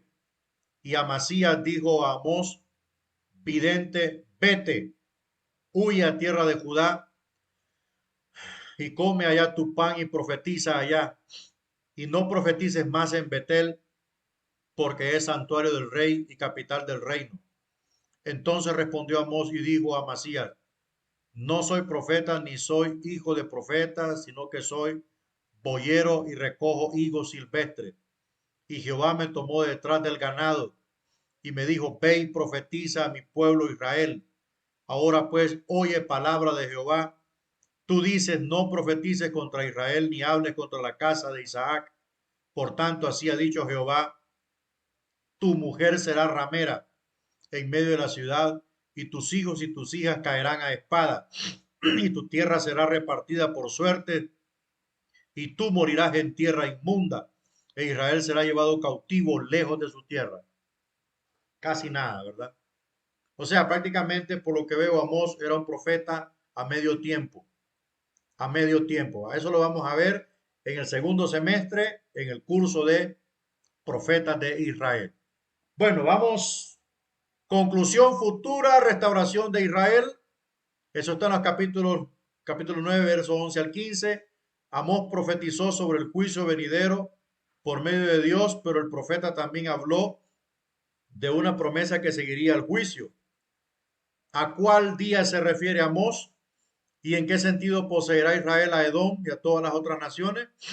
El Espíritu Santo permitió al apóstol Santiago, bueno, permitió al escritor Santiago interpretar y aplicar esta profecía de Amós por medio del Espíritu. Jacobo nos dice que lo que Dios comenzó a través de los judíos lo terminará por medio del Mesías judío. El plan de Dios fue usar a los judíos para redimir a la gente de todas las naciones. Dios terminó eso por medio del Mesías judío. Fíjese cómo Jacobo cita e interpreta a Amós 9, 11 al 12. Vamos a ver, Amós 11. En aquel día, dice el versículo 11, yo levantaré el tabernáculo caído de David y cerraré sus portillos y levantaré sus ruinas y lo edificaré como el tiempo pasado, para que aquellos sobre los cuales es invocado mi nombre posean el resto de Edom y a todas las naciones, dice Jehová, que hace esto. Bueno, ahí terminamos. Vamos a ver los principios de Amós para la actualidad. Principio número uno, Dios odia la violencia y la opresión, juzgará a los pecadores en todas las naciones. Segundo, el propósito de la disciplina de Dios es guiarnos al arrepentimiento. Tercero, el privilegio demanda responsabilidad, ya lo dijimos. Cuarto, Dios odia la adoración que no viene del corazón, eso es peligroso, la falsedad. Cinco, las riquezas y el poder pueden apartarnos de nuestra dependencia de Dios. Seis, los siervos de Dios tienen que hablar lo que Él les dice, aunque otros se opongan. Al que le caiga el guante, que se lo aguante. Bueno, vamos a entrar a un recesito. Son las 10:20. A las 10:30 recontinuamos la segunda parte de este capítulo para terminarlo hoy. Así que vamos a entrar a un receso, hermano. Listo, vamos a los profetas de Judá en tiempos del imperio asirio: Abdías, Joel, Isaías y Miqueas. Vamos a ver la segunda parte, Isaías y Miqueas. Vamos a ver el profeta del Mesías. Isaías, el profeta del Mesías. Muchos le dicen el evangelista del Antiguo Testamento al profeta Isaías. Autor y fecha, la Biblia nos dice que Isaías fue el que escribió el libro que lleva su nombre. Encontramos la expresión visión de Isaías, hijo de Amós, la cual vio acerca de Judá y Jerusalén en días de Usías, Jotam, Acaz y Ezequías, reyes de Judá. O sea, en esas prácticamente uno, dos, tres, cuatro administraciones de esos reyes ministró el profeta Ezequías. Y por último le podemos agregar ahí también un poco de la administración de Manasés, ¿verdad? Su ministerio se desarrolló en Jerusalén, donde el reinado de cuatro reyes en Judá, o sea, el reino del sur, eh, Usías murió alrededor del año 740 a.C. Este acontecimiento ocurrió durante los comienzos del ministerio de Isaías. Por otra parte, Ezequías murió aproximadamente en el 687 a.C., de manera que Isaías profetizó por más de 50 años. Probablemente el libro que fue escrito por Isaías aproximadamente fue entre los años 700 y 680 antes de Cristo. Esos son algunos de los datos en relación a sus posibles fechas para poder ubicar el tiempo de Isaías en esas administraciones de esos reyes. Vamos a ver, considere otros factores importantes acerca de Isaías. A menudo se le califica como el más grande de los 16 profetas que escribieron. Era una persona muy educada. También utilizó un vocabulario más amplio que cualquiera de los demás escritores del Antiguo Testamento. Su estilo poético es sobresaliente. En su libro Isaías abarca desde la creación, Isaías 42:5, hasta los cielos y la tierra nuevos, Isaías 65:17 y 66:22. Su nombre significa salvación de Jehová. Isaías utiliza el término salvación 3 veces, más que todos los demás profetas del Antiguo Testamento juntos. También se lo llama el profeta evangélico, porque escribió mucho acerca de la salvación y del Mesías que habría de venir. Bueno, uno de los datos que me encantan de este escritor sagrado o de este profeta, es que era muy educado, muy preparado, muy preparado. Ese hombre sabía mucho, ¿verdad? O sea que aquí se desvirtúa aquella tesis cobarde y totalmente dañina que dice que la letra mata y que la mucha teología y que el mucho conocimiento mata y que no se puede mezclar, que la gente solo tiene que tener más espíritu, todavía eso es más peligroso. Tener más espíritu es más delicado todavía. Entonces, El Espíritu no puede dejar fuera la palabra porque Él la inspiró. Por tanto, en el creyente, en el ministro, en el líder de Dios, debe de haber las dos cosas. Debe de haber conocimiento escritural y debe de haber el poder del Espíritu de Dios, que sabemos que solo se encuentra en la oración y en el ayuno. Vamos a seguir avanzando. Otros factores factores biográficos de Isaías. Su esposa fue una profetisa. Su esposa fue una profetisa. Vamos a ir a Isaías. ¿Dónde está? Isaías 8, verso 3. Y me llegué a la profetisa. Esa es la palabra llegar es un eufemismo bíblico. La palabra conocer en algunos casos es un eufemismo bíblico. Por ejemplo, una de las cosas que se ha refutado. Y conoció Caín su esposa en tierra de Nod. Y nosotros y muchas personas dicen, bueno, aquí está loca la Biblia porque ¿dónde iba a conocer más gente si la familia de Adán y Eva estaban en un lado y ellos se movieron para la tierra de Nod? No, ahí la palabra conocer no es conocer de que la vi por primera vez y me enamoré, no. Ahí la palabra conocer es tener un encuentro conyugal, sexual. Y ahí la palabra y me llegué es otro eufemismo que quiere decir y tuve una relación sexual con mi esposa, prácticamente. Entonces eso hay que aprenderlo a conocer, que aquí y me llegué a la profetisa, la cual concibió y dio a luz un hijo y me dijo Jehová, ponle por nombre Maher Salal Hasbaz. O sea, a la esposa de Isaías, ¿no? Eso significa me llegué. O sea, tuvo una relación íntima con la joven, con la mujer, ¿verdad? Entonces, esa es lo que tenemos que aprender en este estudio de la Biblia. Para no cometer atropellos, para no pisotear el texto y para no hablar cosas que no tienen ni pies ni cabeza en una predicación, porque si no tuviese efecto las palabras nuestras, no había problema, diga lo que quiera. Pero no, cuando se habla la palabra de Dios, se está enseñando y se está ministrando a Dios. Se está enseñando su palabra y hay que enseñarla correctamente. Y si no conoce, pregunte. Y si no le gusta preguntar, pues no predique mejor, no predique. Los nombres de sus dos hijos tenían significados espirituales.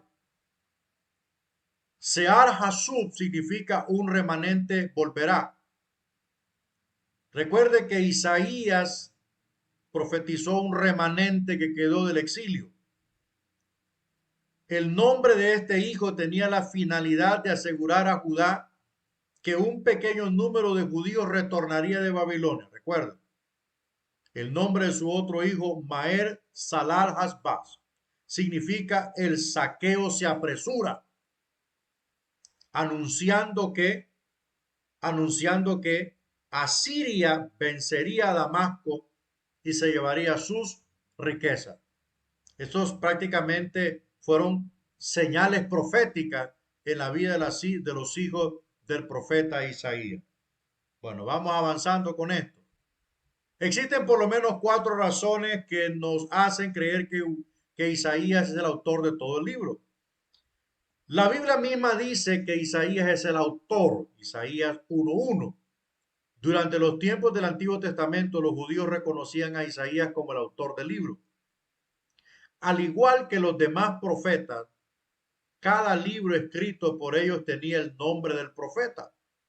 La frase el Santo de Israel aparece 12 veces en Isaías entre el capítulo 1 y el capítulo 39 y 13 veces en Isaías 40 al 66. Pero fuera de Isaías, esta frase solo aparece 6 veces en el Antiguo Testamento. Esta característica afirma el hecho de que fue una sola persona el autor del libro.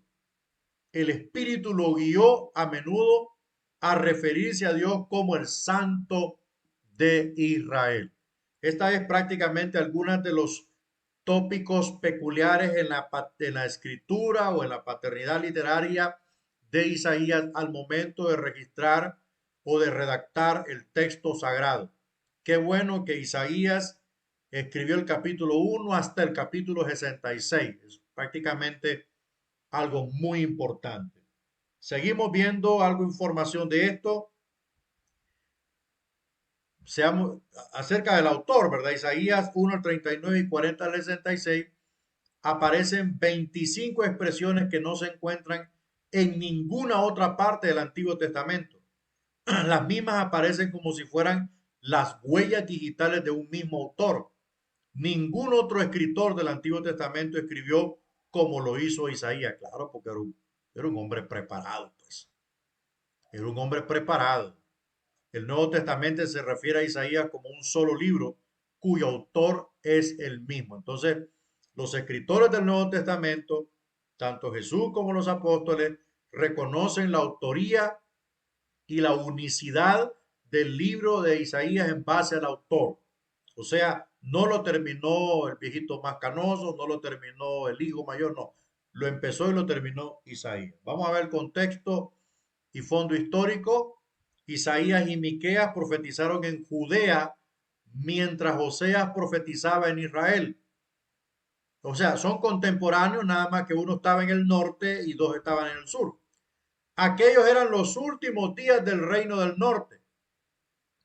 Los asirios habían avanzado hacia Aram y Canaán en el año 733 a.C. Esto provocó la alianza entre Peca, rey del norte, y el rey Resín de Siria, vecino. Estos dos reyes atacaron a Acaz, rey de Judá, para tratar de forzarlo a entrar en la pelea contra Siria. O sea, lo que estos reyes querían era hacer una alianza, una alianza bélica militar para hacerle frente al imperio asirio en el norte. Pero Acaz y el pueblo de Judá tuvieron gran temor. ¿Por qué? Porque Israel y Asiria, o sea, Siria, habían derrotado a Acaz en el pasado. Bueno, seguimos viendo el contexto histórico. Isaías le aconsejó a Acaz a confiar en Dios y no buscar ayuda de parte del rey de Asiria. Pero Acaz no aceptó, sino que le pidió ayuda al rey Tiglat-Pileser, rey de Asiria, para que los librara de Israel y Siria. Siria es uno, Asiria es otro. Tiglat-Pileser accedió y conquistó a Damasco, capital de Siria. Perdón, ahí está. Luego en el 722 antes de Cristo, Asiria conquistó el resto de Israel. Mire, el resto de Israel. O sea, esas alianzas con el diablo no funcionan. Una vez vencido Israel, el reino del sur se convertiría en objetivo fácil de atacar. Era más pequeño, pues. No es lo mismo 10 tribus que una tribu y media, ¿va? Pequeña tribu. Fue en el año 701 a.C. que el rey Sennacherib de Asiria, o sea, estamos hablando de unos 20 años después de tomar la parte norte, Asiria enfocó su proyecto de conquista militar hacia la zona sur de la nación donde estaba el reino de Judá, y el rey Sennacherib de Siria marchó contra Jerusalén. Eso está en Isaías 36:1. Entonces el rey Ezequías oró a Dios para pedirle ayuda. Isaías profetizó que Dios haría que los asirios dejaran a Jerusalén, lo cual se cumplió, y creo que es aquí cuando un ángel del Señor mató a 185,000 asirios, y el rey de Asiria, el rey de Asiria, creo que allí en ese tiempo ya era Ben-Hadad, salió huyendo y lo mataron sus hijos allá en su propia parentela. Bueno, seguimos viendo algunos elementos importantes de estos profetas, propósitos y temas. Isaías escribió el libro por tres razones principales. Bueno, una, para advertir a Judá y a las naciones que el juicio de Dios iba a llegar por causa de sus pecados. O sea, ningún pecado queda impune delante de Dios. El juicio va a venir. Dios le concede tiempo al hombre, le advierte, le habla para que se arrepienta y se vuelva a Dios. Pero si no lo hace, el juicio viene. Dos, para profetizar que un grupo de judíos iban a regresar del cautiverio. Dios redimiría a este grupo de judíos de Babilonia, los cuales llegarían a ser luz para las naciones. Fue el primer contingente que regresó por ayuda de Nehemías, ¿verdad? Y Esdras fueron los causantes de esto para que el primer contingente regresara y reconstruyera el templo. Tres, para profetizar que Dios enviaría al Mesías, el cual sería el Salvador de todas las naciones, ¿verdad? Isaías habló mucho del Mesías y su ministerio.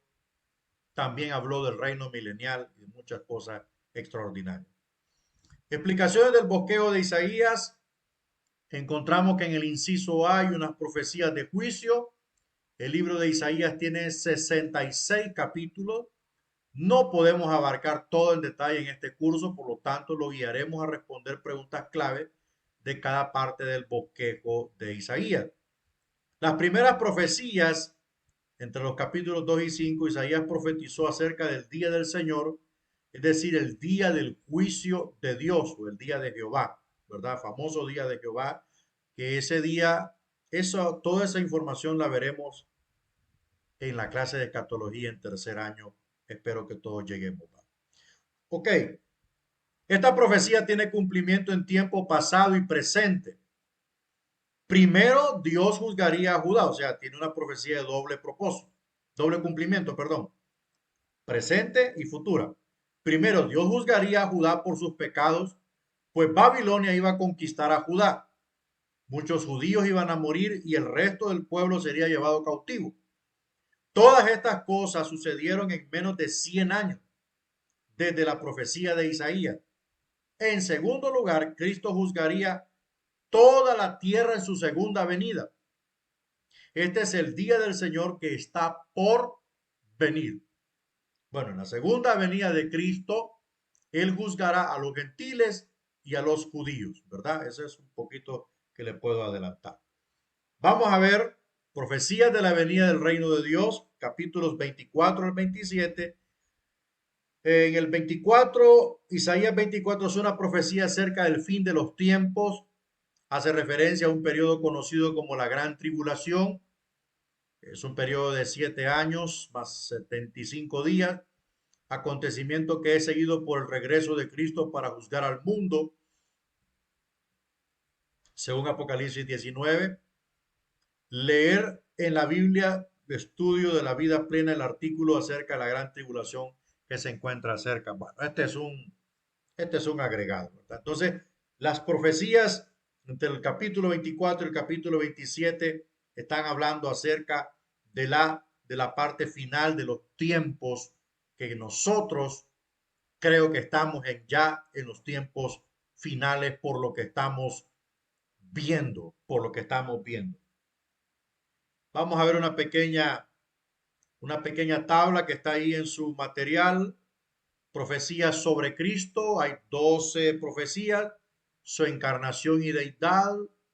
Estoy convencido que es Isaías 9:6. Su juventud, su mensaje y unción, su misión, su segunda venida, sus milagros, su obediencia, sus sufrimientos, su ascensión, su vergüenza, su rechazo y su muerte propiciatoria. Esas son las 12 profecías acerca de Cristo.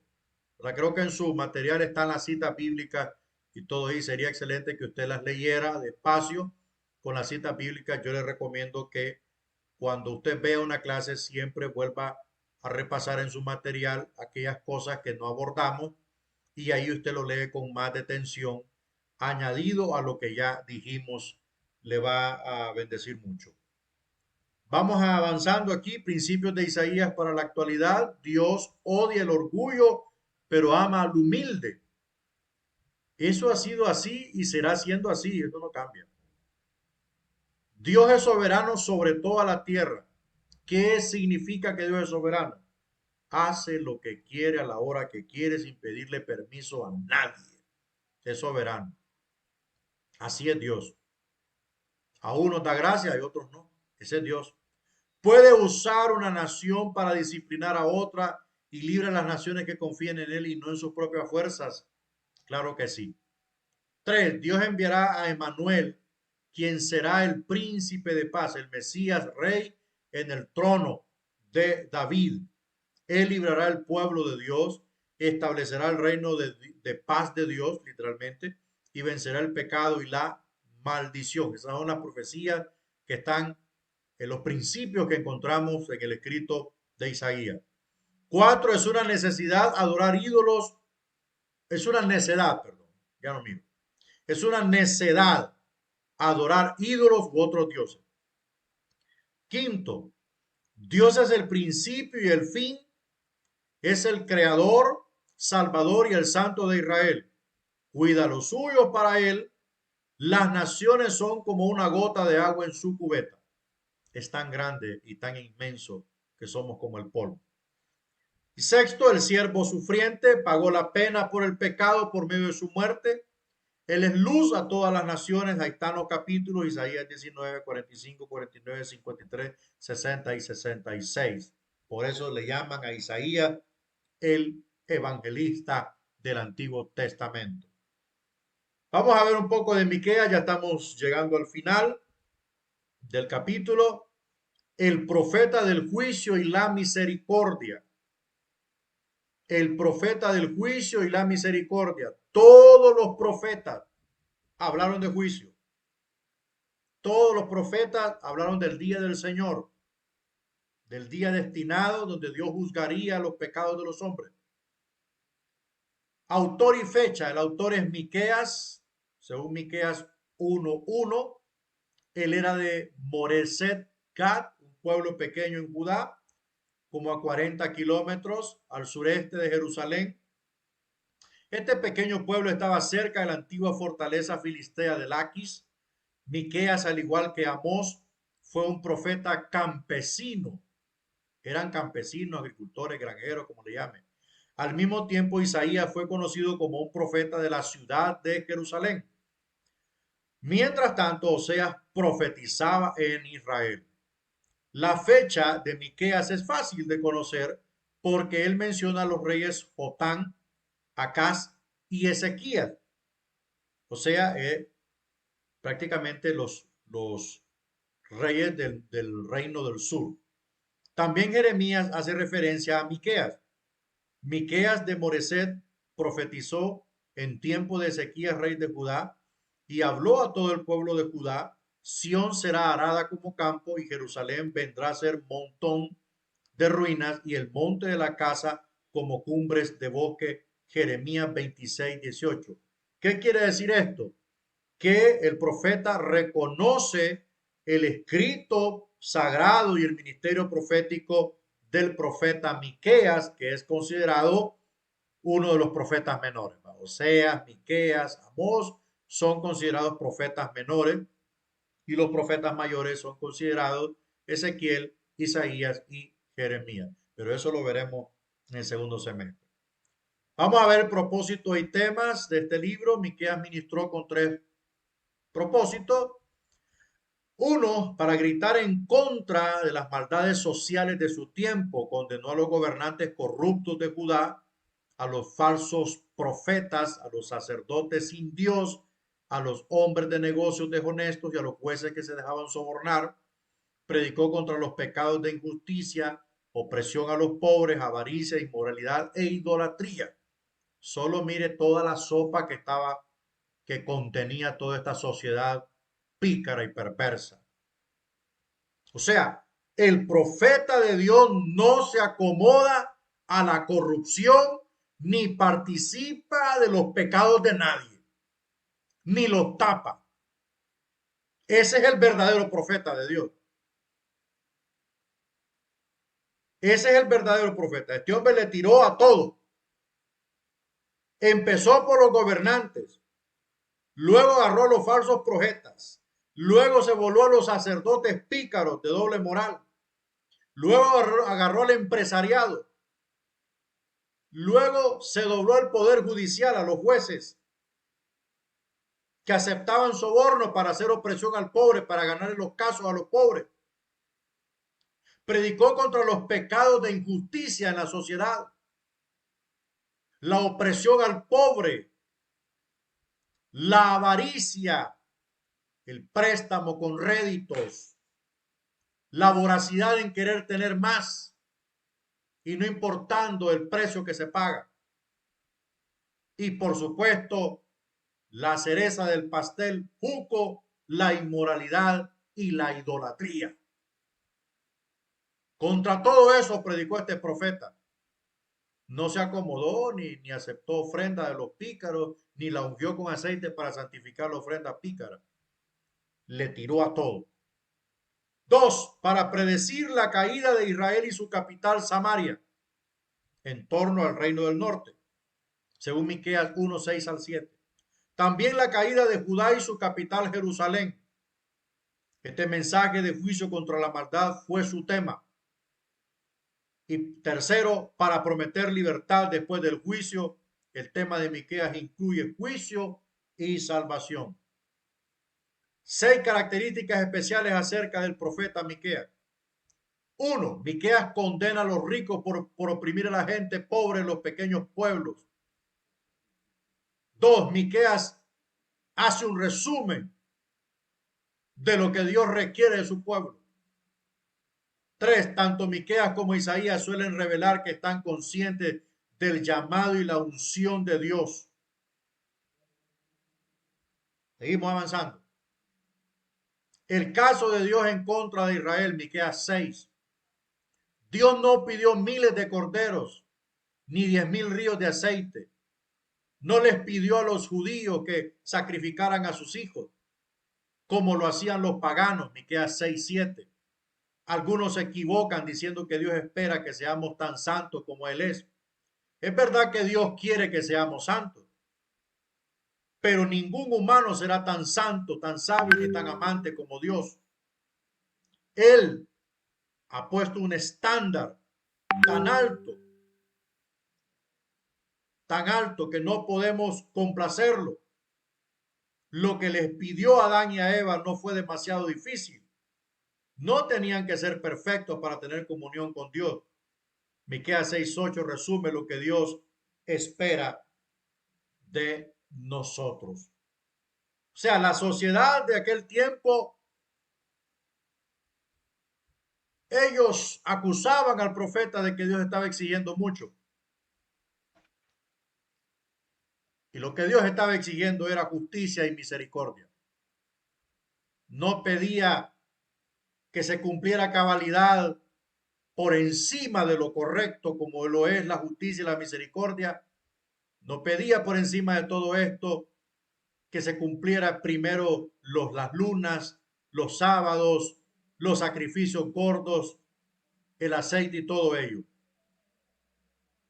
Por encima de eso, Dios quiere justicia y misericordia al prójimo. Veamos por último los principios de Miqueas para la actualidad. Dios juzgará a los líderes injustos y a todos los que practican el pecado. Eso está claro. Dios no acepta la alabanza de los que practican el pecado. Qué terrible. 3. Es posible tener esperanza en Dios en medio de la violencia y la opresión. 4. El Mesías de Belén reinará como rey sobre toda la tierra. Ahí terminamos la presentación.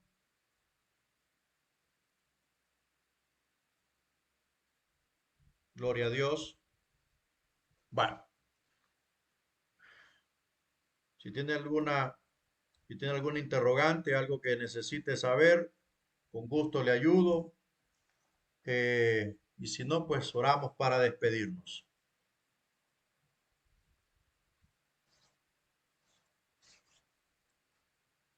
Como dicen aquí en Olancho, parece que todo está cheque. Bueno, entonces vamos a orar. Les adjunté la guía de repaso para el examen número 2 de Antiguo Testamento.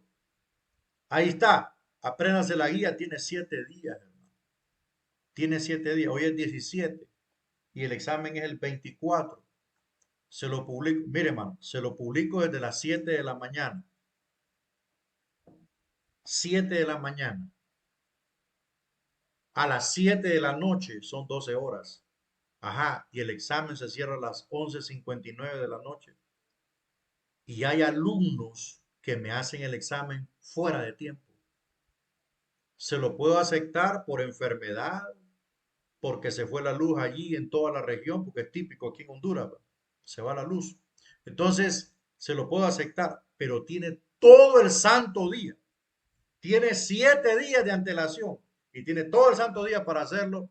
Todos los exámenes tienen que entrar. Yo tengo en mi lista un promedio de 29 a 31 alumnos, que de los 31 creo que hay unos que ya van de salida, por lo que veo.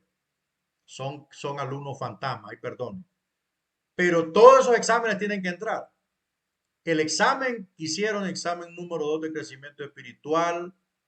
Ese examen solo tuve 25 respuestas. Ajá, y son como 31 alumnos. Bueno, que Dios lo ayude y Dios lo ampare. Nosotros vamos a seguir. Vamos a orar en esta hora para quedar despedidos. Padre, alabamos tu nombre y te bendecimos, te damos la gloria, te damos la honra. Gracias, Señor, por tu amor y por tu divina voluntad. Gracias por ayudarnos, por fortalecernos y porque esto es tuyo, Señor.